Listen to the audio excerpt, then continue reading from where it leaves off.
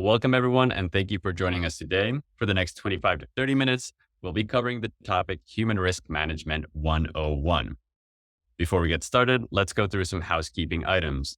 This webinar is being recorded. The recording and the slide deck will be shared with you later today.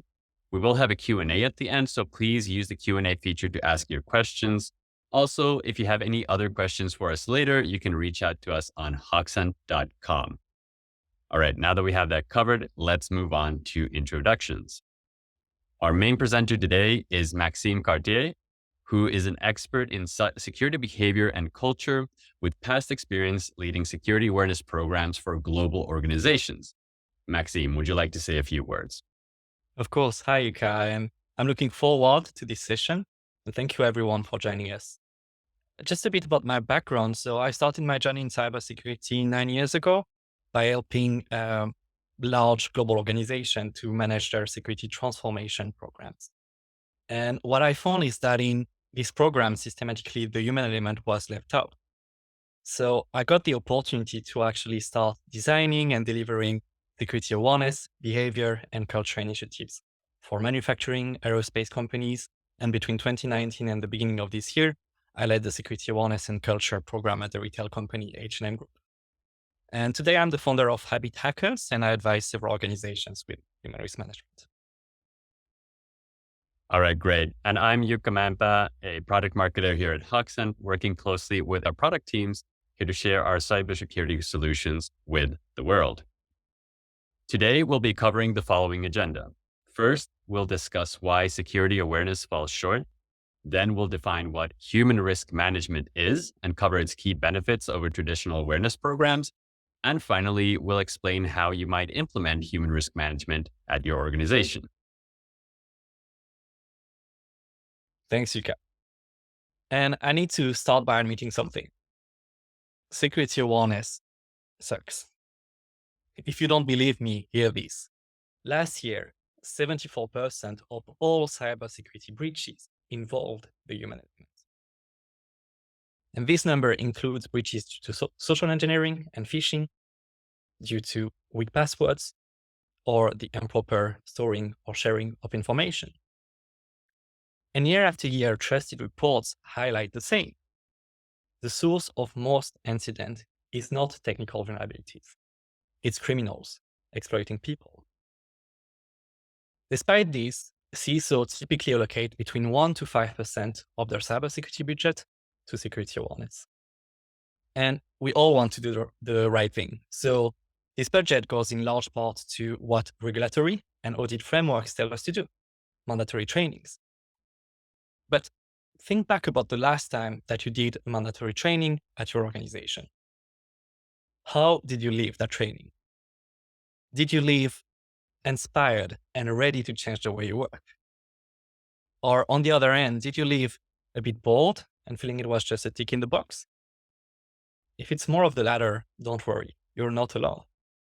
Research shows that less than 15% of people who complete a security awareness training go on to change their behavior.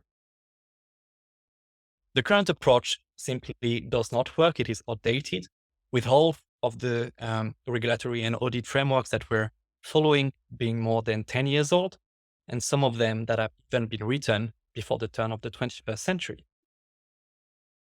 And I'm not saying that you shouldn't do compliance, right? Compliance is important. It's your ticket to play, so it's needed, but it's just not enough. What else do we need?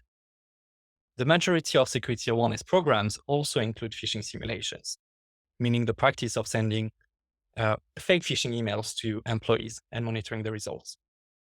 Yuka, what are your thoughts about this? Well, to its credit, the phishing training I received has helped me at least become more cautious around email messages. However, phishing training too can fall short. Look at the first point here about relevance and targeting. The traditional industry approach to managing phishing is to send quarterly phishing simulations to everyone in the company, right? But sending the same simulation to everyone can frustrate many if the simulations are too easy or too difficult. Remember, not everyone starts with the same skills. Secondly, quarterly isn't enough. I personally haven't seen evidence that sending one simulation every 3 months would significantly change behavior. And finally, the traditional approach focuses too much on failure and punishment. That can be problematic because fixating on failure leads to failure. Let's explore what that means. Like real phishing emails, phishing simulations can be very easy or very difficult to spot, depending on the tactics used. This means that fail rates will vary based on the degree of difficulty and the end user's individual skill level for identifying threats. Despite this, organizations tend to fixate on the fail rate, also known as the click rate, and pay limited or no attention to misses and reporting rates. As a result, security teams are incentivized to keep simulations easy and unchanged to maintain low click rates, even if it means people aren't being challenged to recognize more advanced threats. But criminals don't care about the kind of phishing simulations we're sending to people. While we might keep them easy to report low click rates to our management, criminals are sending more advanced spear phishing attacks that we've never trained our people against. Mm. And if I may, Yuka, my main worry with phishing simulation is how, if they're not done correctly, they might actually feel like tricks that lead to nothing but punishment. Traditionally, people who click several times in a row or during a given year on these phishing simulations are given additional training. And this can feel very much like a punishment for the employees. Sometimes the clicking behavior can also be reported to the manager, or employees can actually be fired for having clicked. So I understand that there are really good intentions behind this. The goal is to eliminate a security risk. But with this approach, it means that at best, our colleagues won't like us. And at worst, we are actually creating a culture of fear in the organization and breaking psychological safety. The problem with that is that psychological safety is absolutely essential, not only for security, but also for a healthy and productive work environment. And one last thing, we all know that the click rate will never go down to zero, right? So if you have a large enough organization, there will always be someone who clicks, and we should not blame them. As Dr. Jessica Barker puts it, the right fish at the wrong time can catch anyone. I think that's very true. And by the way, Jessica will be joining a Hoxant webinar later this month on the 25th of October. So highly recommend to join this one.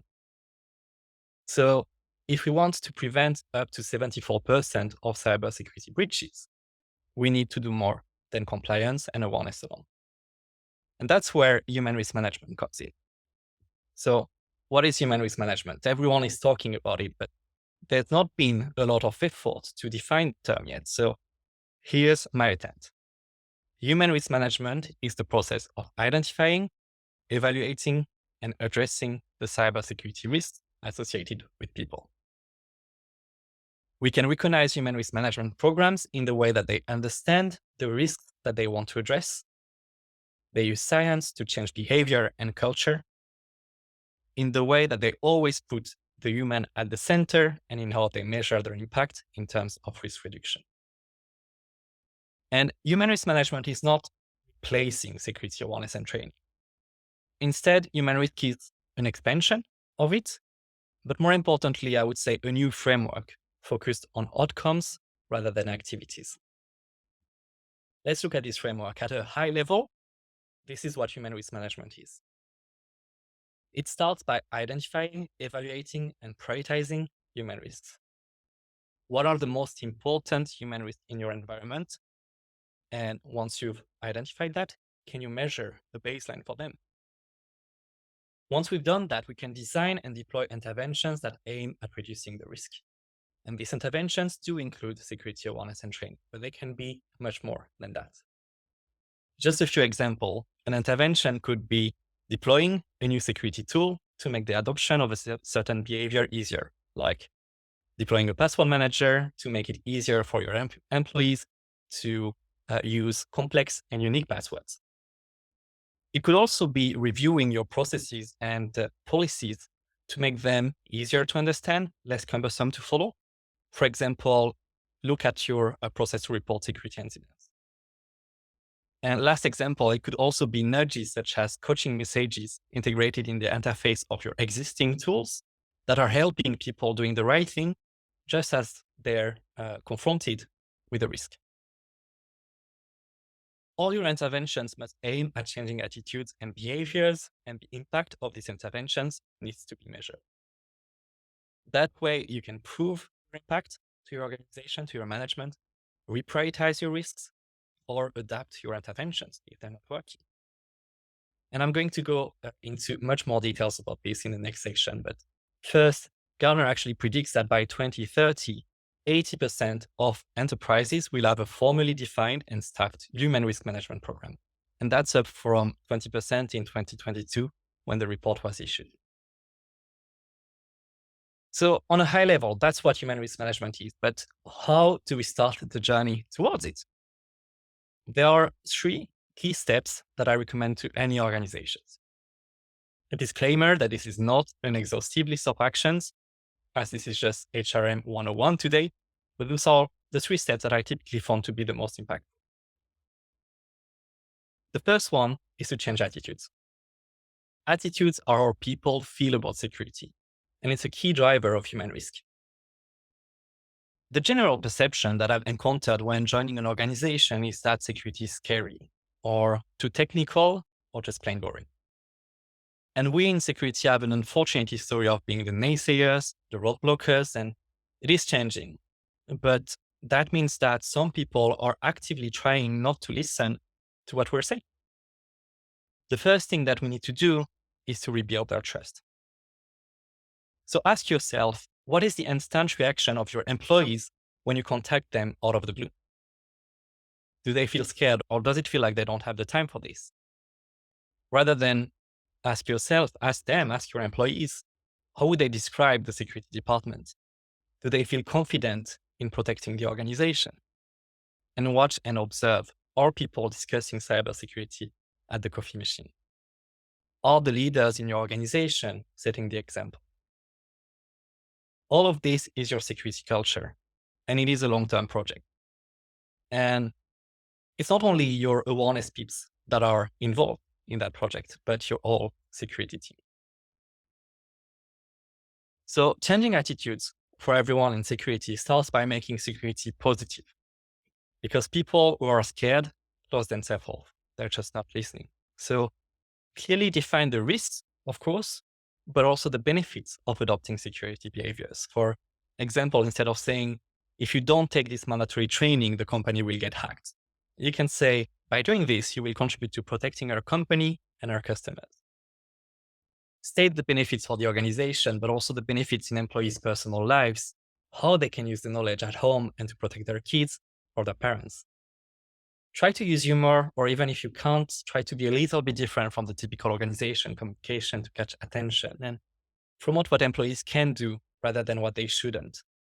This improves people's feeling of self-efficacy, and research has shown it's a key driver of change. Make sure that your messages are short and easy to understand. Ditch the technical jargon and the abbreviations. And use stories instead to allow people to connect emotionally to your requests. This can be useful, especially when you can't use humor to stand out.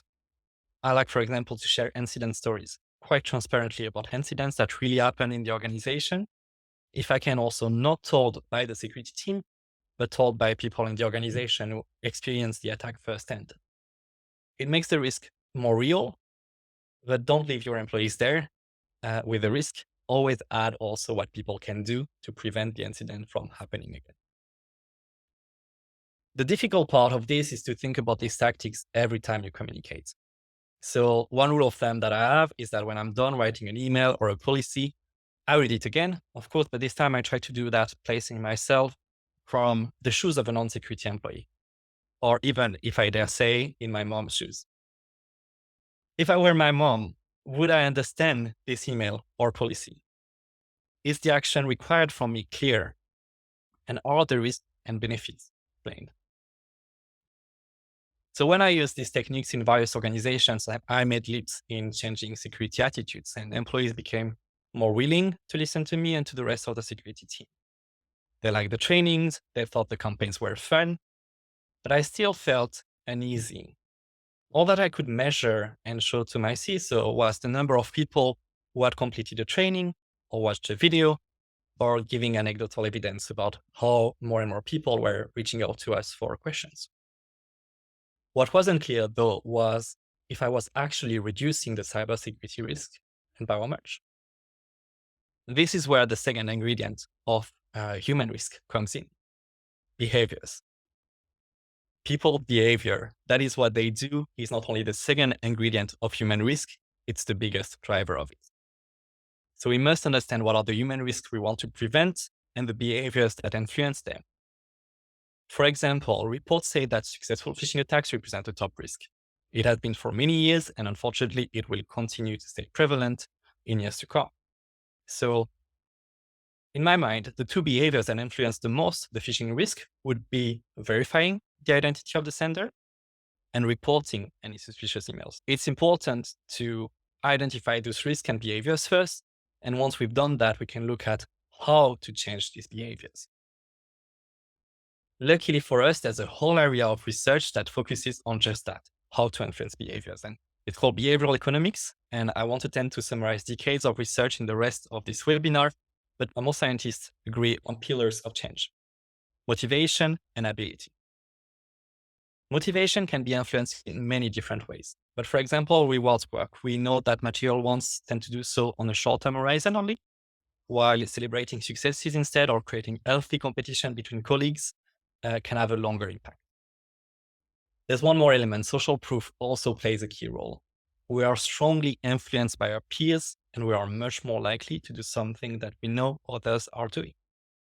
I use that, for example, by saying, 70% of people in your organization report suspicious emails. Do you?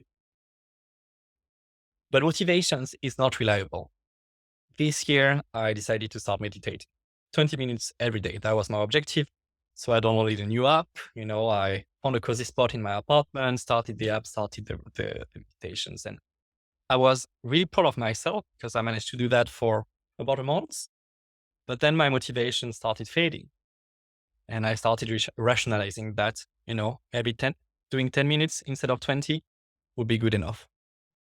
And now I actually struggle to find just 5 minutes in my day for mindfulness. So what can reliably change behaviors? I talked about ability, but better than ability, I think we need to talk about simplicity. Making things simple, easy for people, rather than to try to educate them or motivate them. Because the easier something is, the less motivation you need to do it. I gave a couple of examples of that actually earlier. For example, number one was reviewing your security processes and tools. How can you make them easier? And number two, be as targeted and relevant in your messages as possible.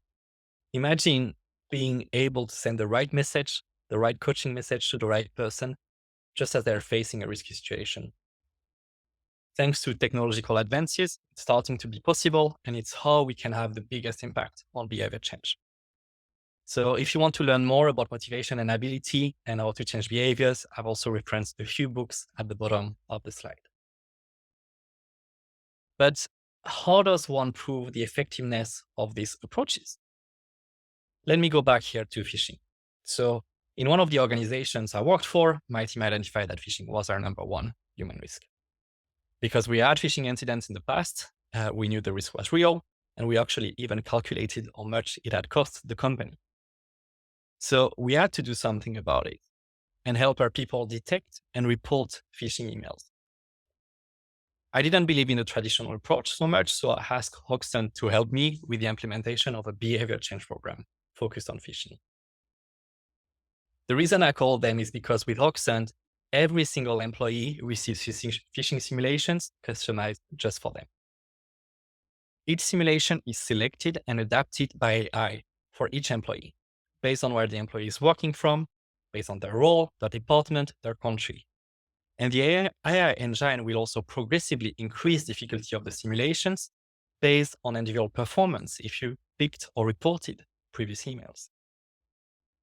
Macro trainings are just about a minute, and they're delivered through email in a way where they do not disturb the flow of work. But they are distributed every other week so that the training can be continuous and good habits stay top of mind. Finally, Hoxton also added elements of gamification. You can see some examples of that on this slide. So employees receive stars when they report phishing simulations and badges and achievements at different stages of their learning journey. And there's a leaderboard and people are able to compete against colleagues. And when I deployed Oxen for my organization, people could even win swag items like plushies of our security awareness mascot by coming to the top of the leaderboard, and plushies proved to be very popular. So we deployed Oxen and it took about 4 weeks. And as an experiment, it was an opt-in program. So that meant that employees could decide to join the training. I sent to everyone a message like, do you want to learn how to detect phishing emails and stay safe, protect your company, protect yourself at home, join this training program. But people could also decide to stay out of it. And we ran the program for 9 months. And then I sent the same phishing email, everyone in the company, same phishing simulation, to people who had been enrolled and people who were not part of the training. When the results came in, I couldn't hold my excitement. Those trains were 6 times less likely to click the phishing email and 7 times more likely to report it. So I brought those results to my management. And a couple of months later, I found myself sitting in front of the whole C-suite, sharing the same. And it turns out that when you present evidence through data of a risk and that you've significantly reduced it, you will get a ton of executive support, which will help you to tremendously strengthen your security program. And these results that you shared, they're quite typical for Hoxton customers. What we usually see is after 1 year in the program, click rates drop down to as low as 2%, and reporting rates tend to go way up as high as 70%. This also means that miss rates typically fall to the 20% range. This is great because misses, or people who don't click, report, or react to a phishing simulation, are an unknown factor. You don't know how they will behave when facing a real attack. So you want that as low as possible. Most importantly, all this translates to real life behavior. We typically see 60% of employees report a real threat during the first year. And it can be fast reporting too. The top 5% of users report a threat in less than 60 seconds. Yeah, and I want just to re-emphasize that a little bit more. We don't want to do training just to do training, right? The goal is not to change the behaviors on phishing simulations alone. So the fact that we see the results in the real world, that we see that 60% of users report a real threat in year 1, and that some of them do it really fast, that's what we want to actually achieve. When those reports go into your SOC, in less than 60 seconds, you are aware about a campaign that is starting. That's where the value really lies. But one last thing. This section was about measuring the change, and we talked about one example, one area in which you can do that with great impact. So Hoxton also created a human risk dashboard to give security admins an easier window into their human risk over time. And today, the dashboard focuses on knowledge, attitudes, and behaviors linked to the social engineering risk. But more than the overall score, what I find really useful there is that you can deep dive into different countries and departments to understand your security culture in all those different places. And if you see that a certain part of the organization is struggling, this is your cue to try to understand why that's the case, prioritize them perhaps, and design a new intervention for them. And we expect to bring more risk areas to the dashboard soon by adding, for example, information protection behaviors next. That's cool because you don't have to do everything at once either. It's okay to choose one risk and design or deploy one intervention for it. Then check if the intervention is producing an impact, the impact you want. And if it does, try to automate this intervention or delegate it to another team or a partner. That way, once it's automated, you get time again to work on the next risk or the next intervention. So step by step. To conclude this Human Risk Management 101 webinar, remember that cybersecurity is also a human challenge.